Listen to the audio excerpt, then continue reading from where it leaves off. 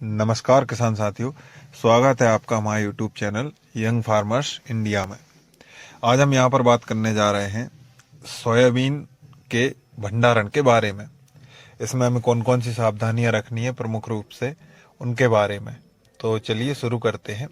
उससे पहले किसान साथियों, अगर आपने अभी तक यंग फार्मर्स इंडिया चैनल को सब्सक्राइब नहीं किया है तो आपसे निवेदन है आप इस चैनल को सब्सक्राइब कर लीजिएगा और साथ में बेल आइकॉन को भी जरूर दबा दीजिएगा, जिससे कि आपको हमारे आने वाले वीडियोज की नोटिफिकेशन सबसे पहले मिल जाएगी। तो चलिए शुरू करते हैं। किसान साथियों, सोयाबीन के भंडारण में जो हमें प्रमुख जो बातों का ध्यान देना होता है उनमें है कि हमें सोयाबीन को हमेशा सुखा करके रखना चाहिए। जैसा हम निकाल के लाते हैं तो उसको किसी भी तरपाल या पल्ली पर पतला पतला ऐसा फैला के अच्छी धूप खिलाना चाहिए। कम से कम 4 से 5 दिन। जब अच्छे से सूख जाए, यदि ज़रूरत पड़े तो 8 और 10 दिन भी आप सुखा सकते हैं। जब अच्छे से सूख जाए तब आप उसका भंडारण कर सकते हैं। भंडारण करना किस चीज़ में है? तो जूट के जो बोरे या बोरियां आती हैं उनमें ही हमें सोयाबीन का भंडारण करना चाहिए। किसान साथियों, कभी भी भूल कर भी प्लास्टिक बैग्स में या ड्रम्स में या जो टंकी वगैरह होती हैं टीन की, उनमें कभी भी सोयाबीन को नहीं रखना चाहिए।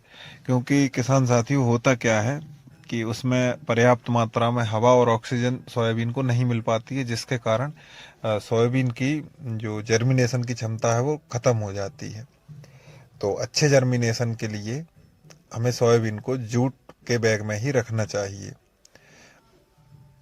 और जब हम सोयाबीन को सुखाने के बाद बोरियों में पैक करें, उसके बाद यदि आप जर्मिनेशन चेक करना चाहते हैं तो उसका जर्मिनेशन हम अभी भी चेक कर सकते हैं, कितना जर्मिनेशन आ रहा है। क्योंकि किसान साथियों, क्या हुआ है इस बार, यदि आपके पके सोयाबीन पर बारिश हो गई है तो उस बीज में थोड़ा डाउट रहेगा। तो आप जर्मिनेशन चेक करने के बाद ही बीज के लिए सोयाबीन को रखें।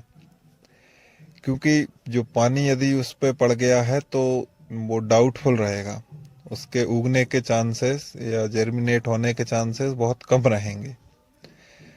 तो आप पहले जर्मिनेट करके देख सकते हैं।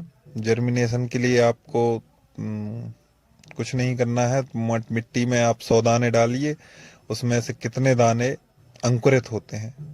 और याद रखिए किसान साथियों, ऊपर नहीं देखना है, उन दानों को निकाल करके देखना है कि अंकुरित कितने हुए हैं। तो ये आप ध्यान रखें इसमें। और यदि अच्छा जर्मिनेशन परसेंटेज 75 या 80% तक आ रहा है इस समय, तो आप उसको स्टोर कर सकते हैं, उसका भंडारण आप कर सकते हैं। उसके बाद यदि किसान साथियों आप बीज के लिए रख रहे हैं तो कभी भी हार्वेस्टर से कटी हुई वैरायटी को अगले साल बोने के लिए यदि आप ना रखें तो बेस्ट रहेगा।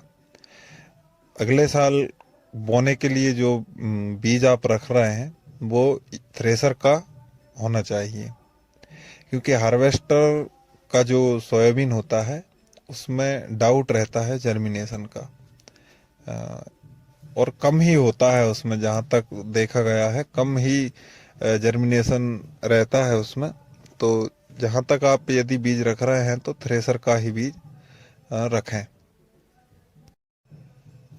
और आप दाने को ऐसे दांत से दबा के देख सकते हैं, जब नमी कम रह जाए तब आप उसको भंडारण कर सकते हैं। लगभग अच्छा सूख जाना चाहिए। दांत से दबाने में आपको समझ में आ जाएगा कि सूख गया है या नमी अभी है। उसके बाद जूट बैग में हमको पैक करके रखना है। और किसान साथियों, एक बात का आप ध्यान रखें कि कभी भी 5 या 6 से ज़्यादा बोरी एक के ऊपर एक ना रखें। क्योंकि उसमें होता क्या है, जो नीचे वाली बोरियां होती हैं उनका जो सोयाबीन होता है वो खराब होने के चांसेस ज़्यादा रहते हैं। तो या तो आप 5-5 के स्टेक लगा कर रख सकते हैं, या फिर अगर संभव हो तो उनको बीच बीच में पलट सकते हैं, नीचे की ऊपर, ऊपर की नीचे। ऐसा तो उसमें तो दिक्कत आती है। इसलिए आप यदि भंडारण कर रहे हैं तो 5-5 की छल्ली में ही आप रखें। और इसके साथ ज़मीन में कभी भी नहीं रखना चाहिए, ज़मीन से लग के। बोरियां भी रख रहे हैं तो आप या तो ईंटों से एक बेस बना सकते हैं, 3 से 4 इंच 5 इंच जमीन से थोड़ा ऊपर। यदि आपका रूम भी है, रूम में भी आप थोड़ा सा उससे ऊपर रखें, क्योंकि रूम में भी कभी होता है कि उसमें थोड़ी सी नमी आ जाती है नीचे से जमीन के उससे। तो थोड़ा सा आप उसको ऐसा रखें कि या तो ईंटा रख सकते हैं या किसी पटिया टाइप का कुछ भी ऐसा, थोड़ा सा जमीन से 4 से 5 अंगुल ऊपर ही उनको रखना चाहिए। उससे होगा क्या कि आपका जो बीज क्वालिटी है वो आपका उस टाइम तक ही, कभी भी उसमें आप डाउट नहीं रहेगा। और हाँ किसान साथियों, एक बार यदि आपके लिए संभव हो तो एक बार बीच में सोयाबीन को दोबारा धूप खिला देना चाहिए।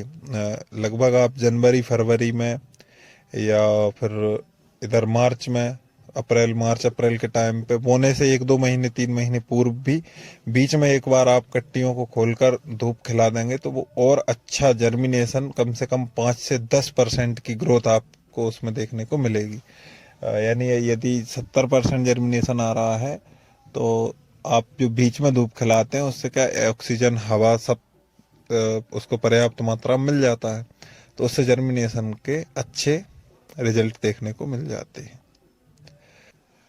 तो किसान साथियों, इन तरीकों को आप ध्यान रखें और इन सावधानियों को विशेष तौर से अपनाएं, क्योंकि किसान साथियों बीज, इस बार हमारी अपील है आपसे कि बीज आप अवश्य रखें,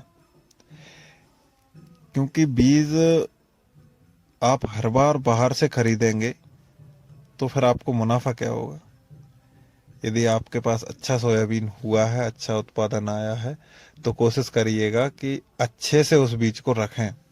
यदि आप रख लेते हैं लेकिन उसका तरीके से भंडारण नहीं करते हैं तो उसका कोई मतलब नहीं रह जाएगा। यदि आप उस बीज को बो देंगे तो वो धोखा कर जाएगा, और यदि नहीं भी बोएंगे तो फिर से आपको बाजार से खरीदना पड़ेगा, आपको इसको मंडी में बेचना पड़ेगा और नया बीज फिर से बाजार से खरीदना पड़ेगा। इसलिए किसान साथियों ध्यान रखें इन सावधानियों का, और साथ में हमारे चैनल को सब्सक्राइब करना मत भूलिएगा, और अगर जानकारी अच्छी लगी हो तो वीडियो को लाइक कर दीजिएगा। धन्यवाद।